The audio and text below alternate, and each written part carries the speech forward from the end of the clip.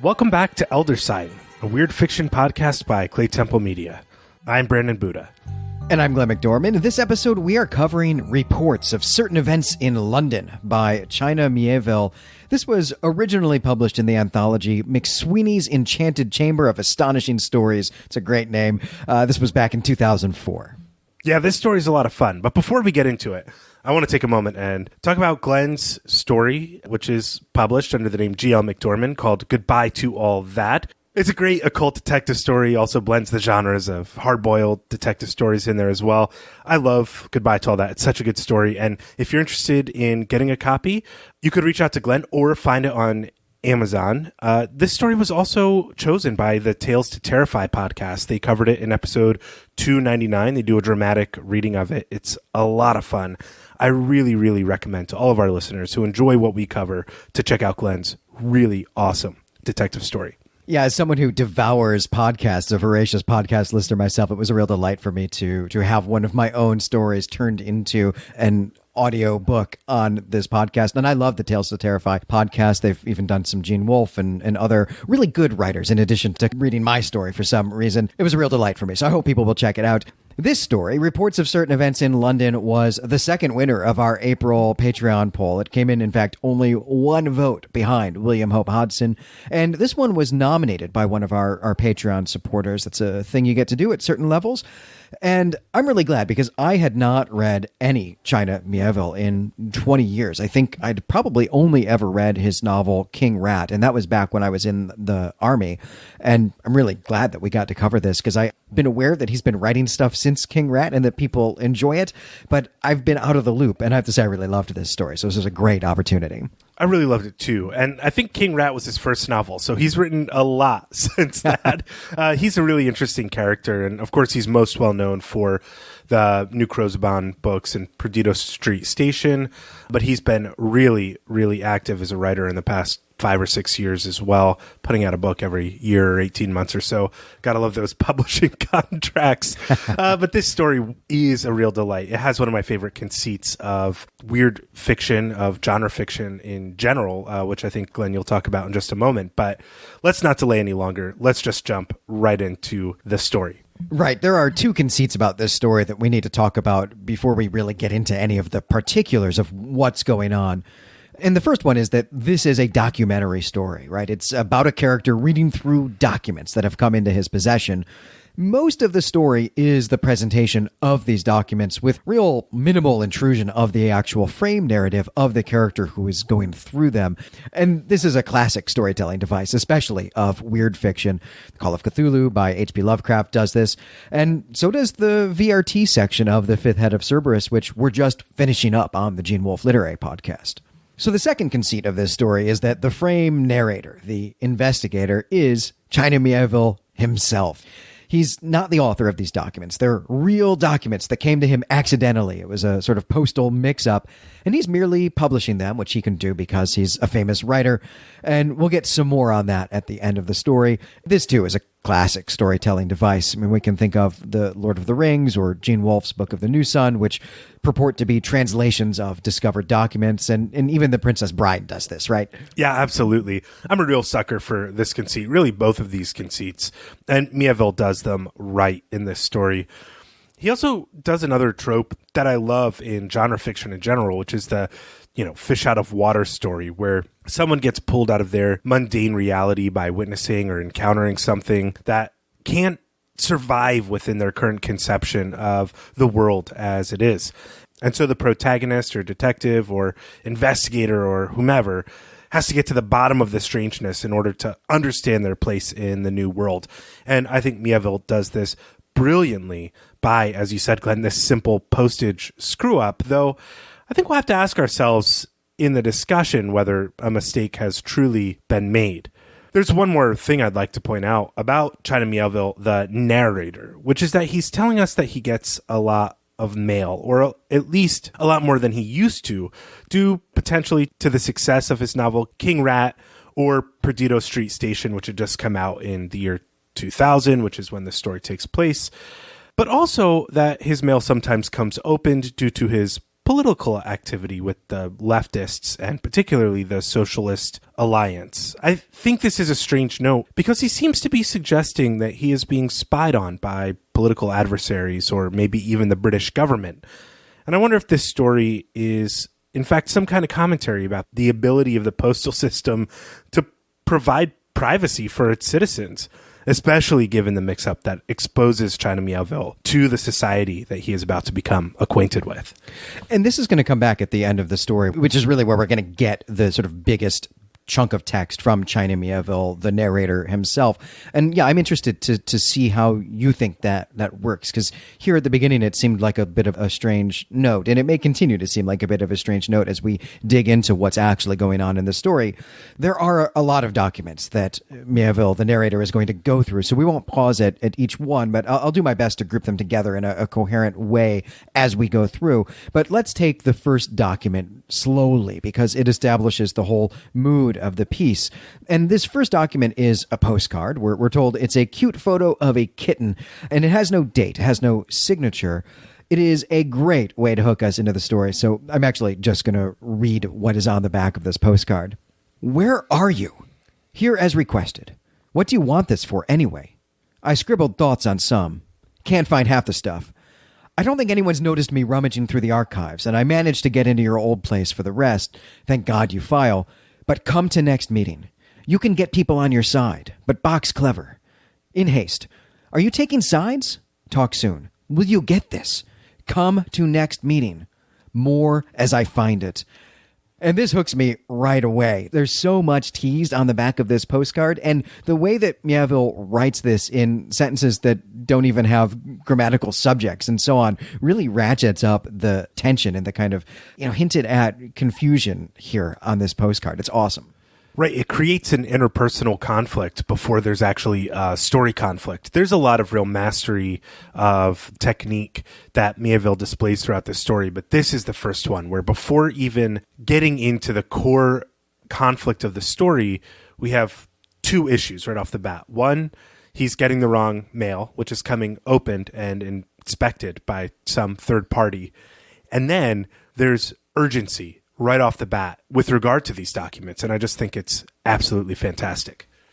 Yeah, urgency is exactly the right word for this, and it is really great. So next we get the first page of the minutes of a meeting of the BWVF, dated from 1976. And this page is very clever because the first item on the agenda is a proposed name change. And so even though we don't know what BWVF means, we can discern here that it means brotherhood, or at least the B means brotherhood, because even though we don't get the names of anyone in this group, we know that a woman claims that the B is dated and should be changed to society or gathering. And eventually we will learn what the VF means, and we'll be able to take a stab at the W as well. We also learn here from these minutes that there are 17 people at this meeting, that they manage a budget, they have subscribers, and we know that on the agenda are two very interesting subjects: research notes and field reports. And this is some really subtle world building that Mieville does here. And it continues to draw me in, right? What kind of research does this brotherhood do? Following this, we get a memo from 1992 that was distributed to the Brotherhood by the curator of the organization's collections, museum collections or archives. And people have been mishandling the artifacts, and they should be more careful. And we get a list of these artifacts, which are described as having been recovered. There are wood and glass, guttering and ironwork, and keys in this collection. Yeah, these entries, combined with perhaps the low number of people who are members of the Brotherhood, though, I don't know, there's not really any other comparison, but 17 seems like a low number for a club, along with the petty internal squabbling, suggests to me that this is a group that has fallen into some sort of state of decay.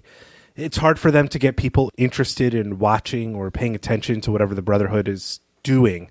And I think this is a theme of this story, this institution that seems to be doing something vital, whose core members who are attending these meetings are engaged on some level, have lost sight of what they're trying to achieve and are resorting to really petty squabbling. So that's going to come back in a big way in the discussion. Just something to keep an eye on. all of these little details are really pointing to some kind of, secret society. I mean, that's clearly what it is. And here at this moment, it feels a bit like the Watchers Council or something like that, right? Like these are going to turn out to be defenders of us from the supernatural or something along those lines. It's going to turn out not to be quite true. But the way that Mieville is peppering this in, with it's only these 17 people who know the dark secret and have access to the artifacts they need and so on, and have fallen to political infighting, that this is going to have some dire consequences for us. It's fantastic in the way that he manipulates those types of tropes. It's just awesome. So now we get 2 pages from the Brotherhood's journal from 1981. There are 2 short excerpts that set the mood a bit, but it's really the third entry that matters. And this is entitled Report on Work in Progress, Recent Changes in VF Behavior by Edgar Nugent. This is important not just for the content of the piece, but also because there are some handwritten notes in the margins, some marginalia here.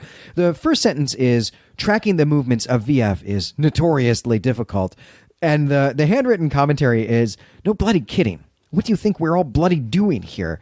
But this tells us that the VF in the acronym is the object of study, and that it is something that moves. And we'll find out what VF stands for eventually. But my first thought here was vampire foxes. It's not, but someone should write that story. Yeah, I don't know what we'd get out of a vampire fox story, but that's a great attempt to uncover what the acronym is before we find out. There's no way I would have ever guessed what the acronym stood for in this story before it's revealed to us. And it's kind of a big, fun part of the story, and maybe even a little bit anticlimactic. I couldn't think of anything in the weird fiction world that corresponded to VF, so I just waited patiently as I read until the secret was revealed to me. Are you trying to subtly here say that nothing is better than vampire foxes? That's probably what I'm saying, yeah. Well, challenge accepted. You can expect a vampire fox story soon. It's going to be a whole series of books, Brandon. It's going to be your fault. As long as they're in high school, I think it'll be okay. Yeah, that's the key. That's the key. Well, what matters here is that Edgar Nugent is trying to discern a predictable pattern to the movements of these VF, whatever they are.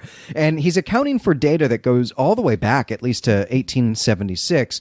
And what he has discovered is that VF are less predictable now than they have ever been. We get another marginal note here that says that Edgar is onto something big. And there's also an intrusion from the frame narrative to ask, what is Edgar onto? And the indication here is that the narrator now thinks that he knows. And this is great because it tells us to pay attention, because there's a mystery here that the framing narrator here has solved, so we might be able to solve it too, because he also only has these documents just like us. Great storytelling device. All of this so far really has been set up, though. So now we're going to get into the heart of this story with a number of documents marked urgent, all in caps. First is a report of a sighting from 1988, and we're finally going to learn what this Brotherhood is investigating.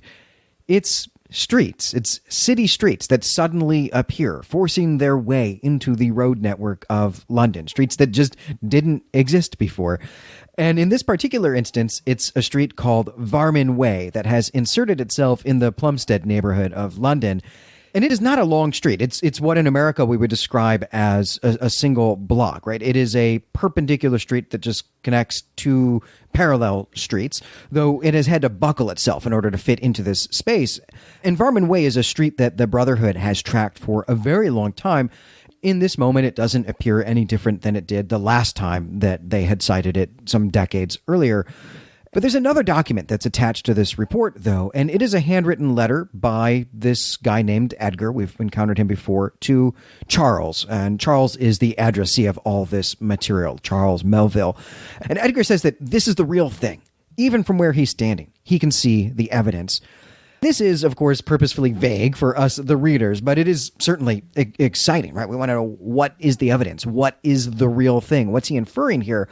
And Edgar is going to go into Varmin Way, which is apparently a risky thing to do, but this evidence that he's talking about is that important. It's worth this risk. He says that Charles should hurry down from wherever he is, somewhere north of London, I guess, and join him. But then there's another handwritten note here by someone else that indicates that Edgar's invitation was merely pro forma, and that he intended for Charles to not be able to go into Varman Way. He intended for Charles to be too late to participate in the investigation. And the phrase cut out is used here, suggesting that Charles and Edgar have been investigating something together up to this point, but that now Edgar wants to go his own way. This conflict between Edgar and Charles is going to be a major part of what is happening in this story. We don't see Charles really doing too much, but Edgar is the sort of driver of this conflict, and whoever has been sending these packages to Charles is maybe on Charles's side. Edgar is not the architect, it seems, of this scheme to loop in China Mieville or confuse China Mieville with Charles Melville. But Edgar definitely has an agenda within the Brotherhood, and it also includes what he's doing with Charles. I want to briefly say something about the, quote-unquote civilians who encounter Varman Way. We're told that they don't seem particularly shocked or interested that a new alley has popped up overnight to connect those roads in Plumstead. In fact, Mieville points out that these people who see it are mostly indifferent to the change, and I think that this is thematically important for the story. We do get an instance, though, of a civilian who's shocked by the sudden appearance of the unfamiliar road. And the sense that we're left with is that this person who's uncomfortable with the appearance of this, who's investigating it, feels a sense of the uncanniness of this thing. And so it could also be the case that most people will just instinctually feel the danger of the appearance of a new thing popping up like this overnight and not react to it at all, just ignore it, just go on their way.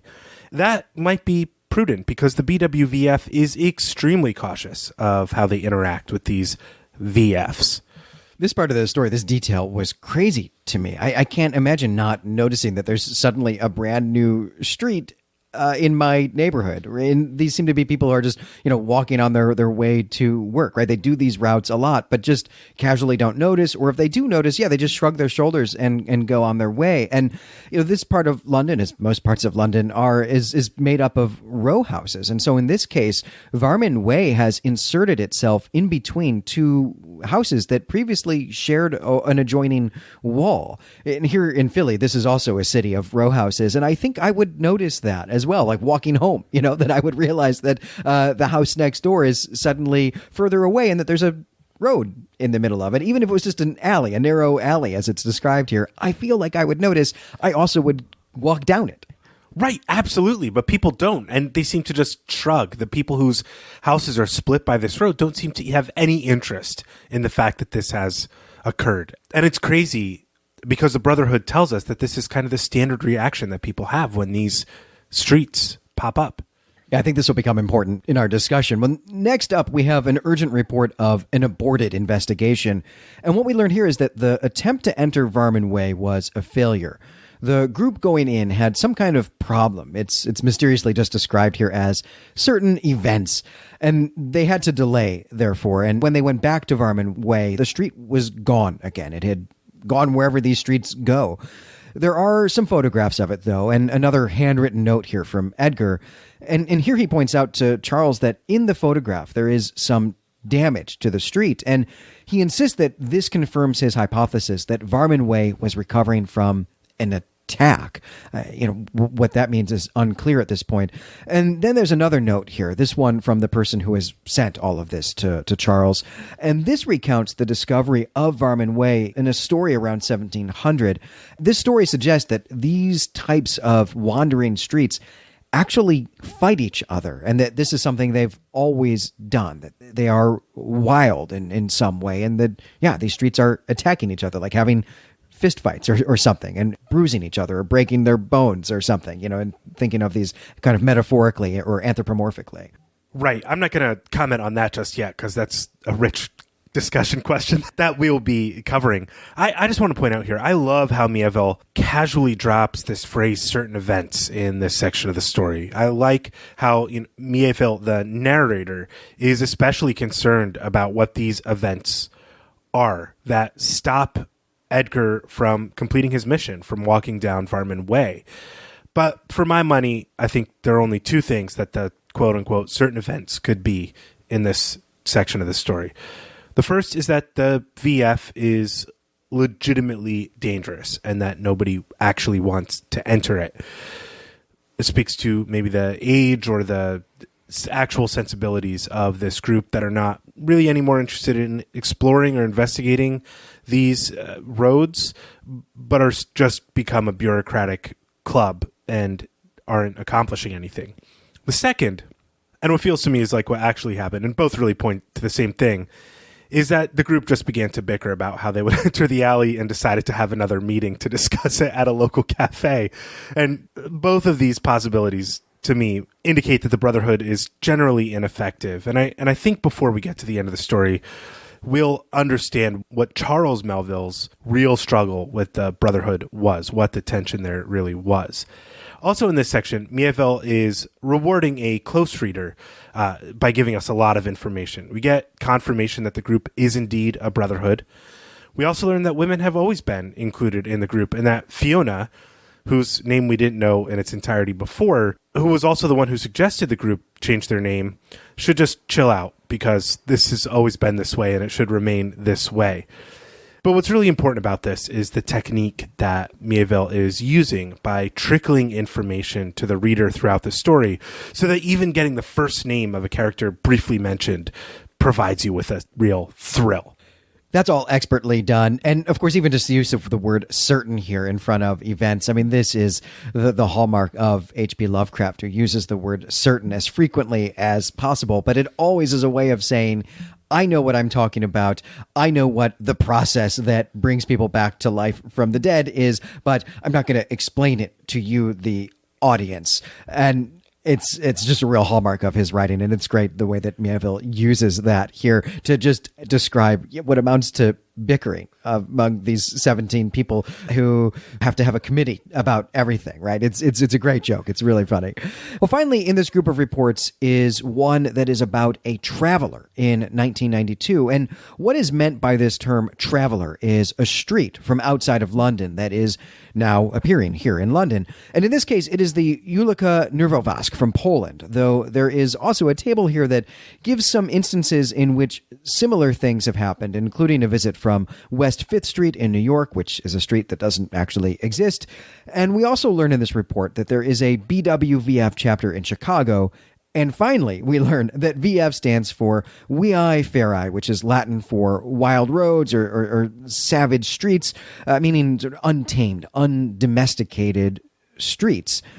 We also get a letter from the French equivalent of the BWVF, the Société pour l'étude des rues sauvages. This letter is addressed to Charles, and it's in response to a letter that he's written to this organization, because evidently Charles believes that a human is responsible for the traveler from Poland, a type of street jockey who can ride wild streets and make them travel. It's like thinking of them as horses, as wild animals. It's like broncos or something here. The French don't believe that, though, but they also have similar legends in their society. And we learn here that there are no people living on the wild streets. Even though they have houses and such on them, there just aren't people living there, which is kind of a shame, really, because that sounds cool. Yeah, Charles here is revealed to us as a type of character who, though he's been admitted to a secret society, is convinced there's more and more layers of secrecy that are being withheld from him. And I think we get a sense of that with this reference to the Temple of Mithras, which we'll get in a page or so. I only have one thing I want to point out here, which is that one of the streets here is named Toradolog, which I guess, doing some loose translation on the fly, could mean something like speaking monstrosity or something monstrous who also has a story to tell. It's kind of a crazy name for a road. And I just think it's a fun bit of wordplay that Mieville is engaging in. This is one of the only names of the roads that like stands out. And the letter writer says that it's a particularly nasty road. And I just think it's a lot of fun. This table is great. There's whole stories just embedded in that table of people wanted to take this and run with it. It also just has like this great feeling of being part of a role-playing guide, right? Where you're learning about the different settings in this world that Mieville is building here. Really fantastic. He's operating on all cylinders here. It's a great story. All right, the next documents, and we're actually nearing the end of the story here. The next documents are going to take up this idea of people taming the wild streets and also of people living there. And the first of these is a letter to Charles from Edgar. And again, I just want to read part of it because I think it's awesome. I have performed 3 walks in my time and have seen the evidence of the wounds the Wii leave on each other. I have tracked the combatants and shifting loyalties. Where, in contrast, is the evidence behind your claims? Why, on the basis of your intuition, should anyone discard the cautions that may have kept us alive? It is not as if what we do is safe, Charles. There are reasons for the strictures you are so keen to overturn. Of course, yes, I have heard all the stories that you have, of the streets that occur with lights ashine and men at home, of the antique costermonger's cries still heard over the walls of Dandle Way, of the street riders.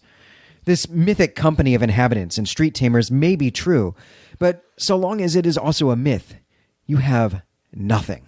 And this letter concludes by indicating that the dispute between Charles and Edgar is that Charles wants to not just walk along a wild street when it's deemed safe, but to really go into a street and to be present there. And it seems that he may even actually be wanting to stay there when it leaves, when it travels, which certainly does sound scary, though I'm on board.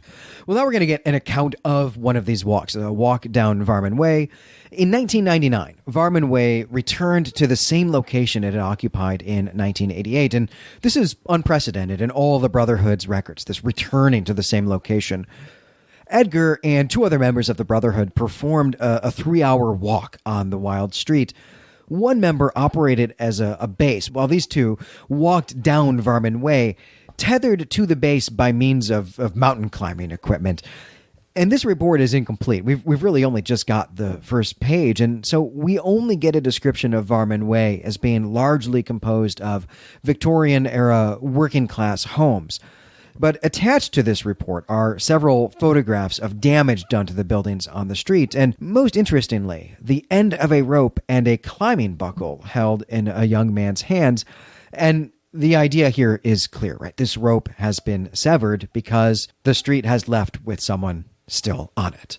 Okay, so now we come to the final document. It's another handwritten note addressed to Charles. We'll just read it. What did you do? How did you do it? What did you do, you bastard? I saw what happened. Edgar was right. I saw where Varman Way had been hurt. But you know that, don't you? What did you do to Varman Way to make it do that? What did you do to Edgar? Do you think you'll get away with it? Yeah, it's crazy. So we get this sense that the street left and that the 2 walkers disappeared, that Edgar has gone away. And now Charles is being blamed for it by somebody else inside the society, ostensibly the person who was holding the rope that connected Edgar and the other walker to the base of operations. I want to point out here that the final walk that closes out the document portion of the story was taken, or these people walked this road, Varman Way, almost a year to the day before China Mieville, the narrator, receives the package from whomever sent it to Charles, or maybe even to China. I'm not entirely sure what the meaning of this is, but I think we should think about what the meaning of it is, why all this is collected almost to the year anniversary, or sent or meant to arrive on the year anniversary of the loss of these people. Right, and we're done with the documents now. We still have a few pages left in the story, but these pages are all a return to this frame narrative, to China Mieville's experience with these documents. He tells us that he has tried to track down the BWVF, but he's had no luck. And he's even taken to searching for wild streets. He actually found one. He found Unthinker Road in Soho. This is a street that we know from the Table of Travelers. And he keeps going back to Plumstead High Street, and he eats at all the cafes, hoping maybe that one of them is the cafe mentioned in one of the reports. Everywhere he goes, he asks if anyone knows a Charles Melville. But of course, no one does. He's put up a notice saying that he has these documents, but still no one has contacted him. And through all of this, China Mieville has become anxious about streets and about being outdoors. And he's also become afraid of Charles Melville, who's been accused of doing violence here. And this goes on for some time. And then he receives another misdelivered post. It's a letter, and it's the last one. So let's just read it, because I've been loving these. Where are you, Charles? I don't know if you know by now. I suspect you do. That you've been excommunicated. No one's saying that you're responsible for what happened to Edgar. No one can say that. So they've got you on non-payment of subscriptions. Ridiculous, I know. I believe you've done it. I never thought you could. I never thought anyone could. Are there others there? Are you alone? Please, if ever you can, tell me. I want to know. This is chilling, but I think we had inferred what is suggested here already. And what really matters is that this letter is addressed differently than the first parcel that came for China Mieville. The first mix-up had to do with the similarity of their names and also the similarity in the names of the streets that they live on. But now this letter is addressed to Charles Melville, Varman Way. So how did it end up at China Mieville's house? And now China Mieville does not believe it was by accident anymore. And this is why he's decided to publish all of this material. Either doing this will keep him safe from some sort of conspiracy against him, or just possibly this is actually why it was sent to him in the first place. But still, China Mieville is anxious about what he has learned. Are the wild streets dangerous to humanity? Is Charles Melville coming for him? Has Charles Melville figured out how to wake up regular streets from their domestication? And is he doing it to China Mieville's own street, which has been changing around him since he has learned about this? And these questions are how this account ends. This is the end of the story. Some of these questions we will be taking up in just a few moments in the discussion. I don't have too much to say about the end of this story other than China Mieville sort of wraps it up very much like a fable. There's almost a moral at the end of the story. So I want to actually read the last paragraph of this story to set us up for the discussion. But before we get into talking about the moral of this story, which I think is probably a little less obvious than it seems on the surface, we'll knock some book club questions out of the way. But first I'll read this paragraph. We are in new times. Perhaps the Vie Feri have grown clever and stealthy. Maybe this is how they will occur now, sneaking in plain sight, arriving not suddenly, but slowly, ushered in by us, armored in girders, pelted in new cement and paving. I think on the idea that Charles Melville is sending Varman Way to come for me, and that it will creep up on me with a growl of mixers and drills.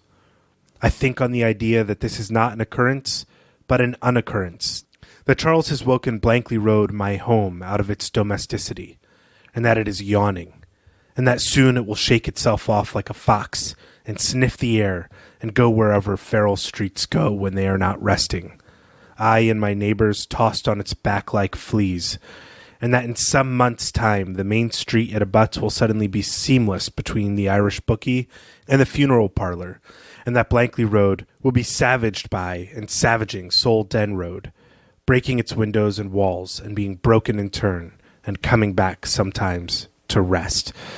So the idea there at the end of the story is that all this new construction that's going around London is really just this Charles Melville's new way of organizing these streets to become wild again. Before we dig into that paragraph, I do want to just ask some plotty book club questions. Let's just start with the first one. Glenn, what do you think Charles could have done to Edgar? How do you think he could have sabotaged the walk, or do you think he did? Has Charles really become a tamer of these feral roads? I've had a really hard time envisioning how any of this actually works, right? I mean, the idea that streets are in some way living creatures with will of their own and the ability to move. I mean, that's just a crazy notion, right? So it is difficult to wrap our minds around that. But there are two ways maybe to interpret what Charles has done, or the suggestion about what Charles has done. And one of them is that he has mastered Varman Way, that he is riding it the way a person might ride a horse, and that maybe he was actually secretly on Varman Way when they did this walk. And so then he just left with them, in which case Edgar is with Charles somewhere, or at least was, at some point anyway. But the other possibility here, and I think it's the one that's actually really implied in the text, is that Charles was not on Varman Way, but that he was somewhere else, but that he had done something to Varman Way to make it want to leave when Edgar walked onto it. But I have a harder time wrapping my head around what that would be. I mean, it's connected to damage done to the street, which previously had been implied to have been done by another street. But there, in this case, the implication is that Charles himself did it as some kind of way to make the street angry or something like that. But I don't really quite understand what the logistics would be. Do you have a better answer than that? I don't have a better answer than that. I think that's a fine answer. We know the only real strange thing about Varman Way is that it reappeared in the same place twice over the course of 12 years. And that maybe somebody was behind that, but I don't understand how the intelligence of these roads functions of where they fight. That doesn't make any sense to me. Do they fight in some special road universe and then appear in our world to heal? What is the evidence that Edgar is going after to try to understand the mystery of these roads better, apart from the damage? Is he going to do some sort of road surgery to see what has gone wrong, some exploratory surgery, so to speak? All of these questions are still up in the air, and I don't know if China Mieville really wants us to dwell on these mysteries, because I think he's doing more with the story. The next question I want to ask you is tied to the title and this phrase, certain events, which we covered briefly in the recap. But what do you really think the certain events are that are mentioned in the story during the first failed walk of Varman Way in 1988? Do you read them? Do you read these certain events as the simple bungling around of this decaying organization? Or do you think something else has taken place that prevented the walk? And I feel like I have to ask this question because this is explicitly in the title of the story. Why is Mieville using this phrase to describe this sort of pop-up meeting of the BWVF to talk about their strategy in walking this street? Right. Certain events in the title, or really anyone who's using this phrase, is a way of indicating that you mean something specific and your intended audience knows the specific thing you mean, but no one wants to say the specific thing, right? This is what Lovecraft does. I was badly explaining that during the recap phase of the episode tonight. And so, certain events here in the title, I always took just to mean the roads appearing, right? It's the certain events are the sightings of these wild streets. But then we do, as you say, get the phrase used here in the story in this one particular moment. And attention is even called to the fact that everyone knows what the certain events are, but just that no one wants to say what they are. And so it is possible to think that something weird, something supernatural has happened, that they were getting ready to go into Varman Way and it moved or something happened. The lights turned on the street or something like that. And so they said, whoa, let's maybe pause and think about whether or not we want to do that. But I suspect that your suggestion that what really happened was that there was not a clear procedure for how to do this and the group fell into bickering about it. And so they adjourned to the cafe. We know they adjourned to the cafe to talk it over, and they took so long to continue bickering amongst themselves in this committee meeting that by the time they got back there was no course of action open to them anyway, right? And I think that's Mieville making a joke about the way that committees work, and perhaps in particular in political organizations. Yeah, I agree with you, and we're going to talk about the politics of this story in just a few minutes. But I do have another question for you about why China Mieville, the narrator, can't find anybody else in this organization. Where are they? Is China Mieville living in a sort of alternate world where he's received mail meant for a different universe or for these wandering roads? How do you resolve the narrator's concerns about being the victim of a prank or something of that nature at the end of the story? Basically, how do we answer all the questions that you fired off at the end of the recap? Yeah, I don't think that we're actually supposed to think that this is a prank, though that remains an open possibility. I want to take these documents at face value here. I think that's what Mieville wants. But look, this is an organization of 17 people in London, or really in southern England, one of the most densely populated places on the planet. So it's not like there's a high percentage of people who are in this organization. We know there's a chapter in Chicago, which would mathematically, proportionally be a little bit smaller, probably actually only be about 9 people in that organization. The one in France, presumably around Paris, right? How many people actually are aware of this? I'm not sure that I could find an organization of 15 or so people in London only knowing the name of it, and if they don't have a website, right? I don't know how I would find, some particular chess club or something like that. Right, but he's got access to these people's first and last names. He's got the internet now. He's got hints at things to research. And part of his anxiety is that he hasn't been tapped on the shoulder and whispered to about the location of a new secret meeting. I don't know why he's not able to find anybody. Are they going by false names? This is really confusing to me, especially as the last letter is sent to Varman Way. And this is what really stokes the narrator, China Mieville's anxiety, is that he missed his opportunity to join this organization on some level, to be found by them. Right, because if he can't find them, and he has means to do so, though this is still early in the internet, this is pre-social media, and if you don't want to have a website, if you don't want to be on the internet circa 2000, you can still pull that off. But how does anyone else find this organization then, right? We're led to believe that this brotherhood is made up of people who actually have noticed that there are these wild streets, unlike all of the masses who just put their head down and keep going. But how would you find other people just because you notice that in your neighborhood there's a new street that's there for 5 days and then is gone again? The organization itself has to be the one finding people who have had that experience. Or these are all the descendants of people who founded this society circa 1700 in London. Otherwise, I don't really know how this perpetuates itself, how this organization continues to exist. Right. It's crazy. And I think we get the sense from this story that this organization is not continuing to exist, and that many of the people in the society are old. Edgar, at least, is old, and he says he doesn't have that many years left, and that perhaps this last walk was the end of the society on some level. So now I think we can turn to the moral of the story, or what China Mieville is really up to in the writing of this story.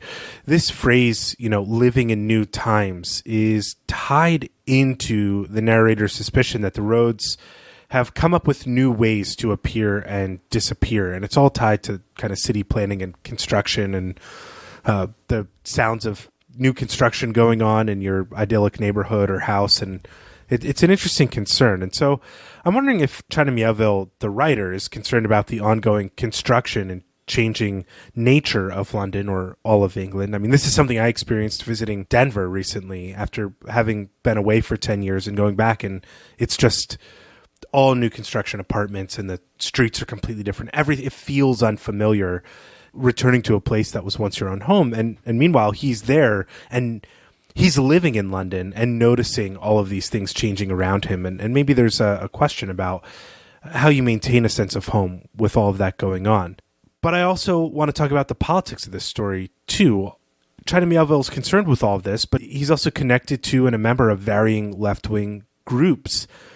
And it seems to me as though a desire to conserve and being wary of change is something of a position that's typically taken up by those on the political right, or at least those who would identify as conservatives in some level. And it further seems to me that BWVF is an example of an extremely conservative or traditional group. For instance, it's unwilling to take any risks. We see that with the first walk, where they're just gun shy about taking that risk. They don't take any hasty action. It won't even change its name from Brotherhood to anything else to accommodate the shifting norms and gender discourses, because the group has always been a brotherhood with women as members. And why change it? It's fine. And it's also strange to me that China Mieville is desperate to find this group.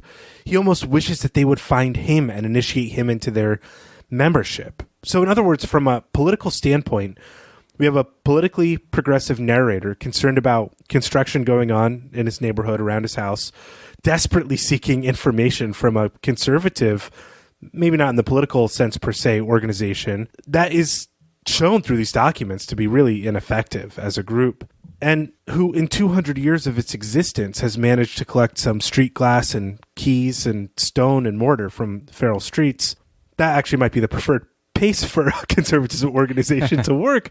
But I guess I'm really asking in a roundabout way, what is going on with the politics of this story? And how do you think it complicates or simplifies the moral of the story, which is something like pay attention to the place where you live and what's going on there, because it's always changing and you might lose what you love if you don't pay attention. Right. That's clearly the real moral of this story, right? Is that people just have their head down. And even when they actually do notice some extreme and even profoundly disturbing change in their environment, they just try to ignore it and pretend it's not there and hope it will go away. And Mieville is writing this story. I mean, it's published in 2004, so written probably 2003, 2002, at the tail end of the economic boom in the West, and particularly in the UK, in London in particular, I guess, that followed the end of the Cold War, right? The dream of the 90s here, this economic boom that was changing the shape of cities all over the place. I mean, my hometown of Chicago went through this in the 90s as well. Places all over went through this. And it seems that Mieville here, I mean, by invoking his credentials as a socialist, not just ideologically a socialist, but as someone who has run for office as a socialist, is exasperated that people are just accepting change without thinking critically about it, or even noticing that things are changing around them and that no one has asked them if they're on board with these types of changes. I think that is the real moral of the story. And, you know, I think maybe if you lose a political election, you feel like the reason is that people haven't heard your message. They're not awake to your message, right? So I can see him writing this story in the aftermath of having lost that election, as kind of consoling himself that way. But we could also point to the fact that most of the action of the story is taking place in Plumstead, which is a poor working class neighborhood in South London, the south side of the Thames. In fact, very far from central London, extremely to the east. It's not a great neighborhood that these people are going to. And there is maybe a sense that the people in this brotherhood are some kind of intellectual elite, right? These are people who are doing science experiments and writing erudite bulletins to each other, and they know Latin, they have a curator, and so on, but who are then prowling the streets of this working class neighborhood, and even remarking that the inhabitants of this working class neighborhood don't care about the same things that they do. So there's some interesting class stuff going on there that maybe we as Americans aren't quite as attuned to. That's something I'd love to hear about on the forum from some of our British listeners. But I had a different reading of the politics of the Brotherhood itself than you did. I'm really interested by this reading of the Brotherhood as perhaps standing in for conservatism in some way, because I actually assumed they were standing in for the political party that Mieville is a member of, and is saying this is why we can't get anything done, is because you just talk about nothing and bicker amongst yourselves and don't take any actual action. You send bulletins and reports to each other, but no one does anything. And, you know, it is perhaps a question of whether Charles in this story is a villain or a hero, but his crime in the eyes of the Brotherhood is really that he supplanted the committee mechanisms of their organization and took action on his own. And so I felt like Mieville here was airing some frustration with the local socialist party that he was a member of being too internalized to actually be a force for good in the world, even though that's the stated mission of their political party. That's a fantastic reading too, and I think it absolutely works on that level for this organization to be ineffective because the ability for them to take action is so rare and infrequent that they've forgotten how to act altogether. And this could stand in for any type of political organization or committee, I think, that exists. The reason why I read it as a stand-in for conservatism is because of the sort of pace of change these people are looking at. Their concern for tradition above all else. The fact that they simply notice when these roads show up, and that leaves them with a sense of the uncanny or defilement of place. These are all hallmarks, not again of political conservatism, but of sort of like conscientious conservative identity. I would not say that love of place is something that is particularly tied to conservatives in general, or a person like a Burkean conservative is really what I'm thinking of here. However, it is not anything that could be identified with like a progressive movement of making things better. This is, let's take the best from the past and preserve it and do good stuff now and pass all of that on to those who come after us. And I think that what I see is a veiled critique of that type of conservatism is that just leads to a different type of decay within an institution or organization.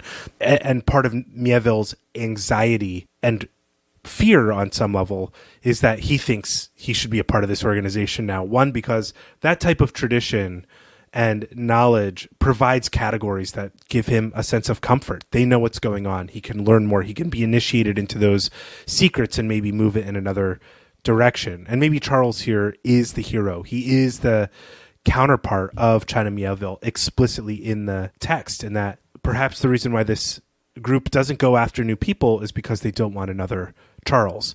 They're more interested in remaining a group now of 15 or 14 and to decay and rot entirely from within than to have somebody new come in and change the status quo. So I see that as the veiled critique here of conservatism or the conservative position or conservative politics. But I also, what complicates the idea for me is that Mieville is saying something like he's looking at the political spectrum as a circle, as Hannah Arendt does, rather than a line, and saying like there's areas where like we're right in line and we can help each other out. I don't want all this construction going on all the time. There are things we ought to preserve in order to maintain our identity, our sense of place. We can work together on that. And so that's what I see kind of going on as the tension of the story.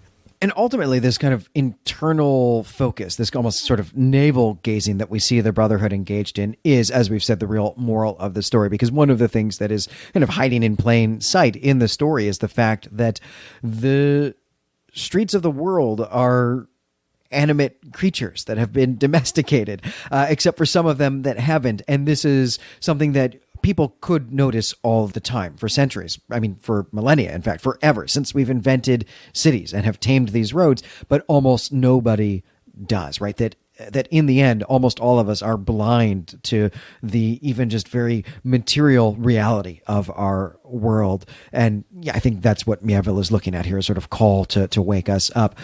But I think on that note, that is going to do it for this episode. I'm Glenn McDorman.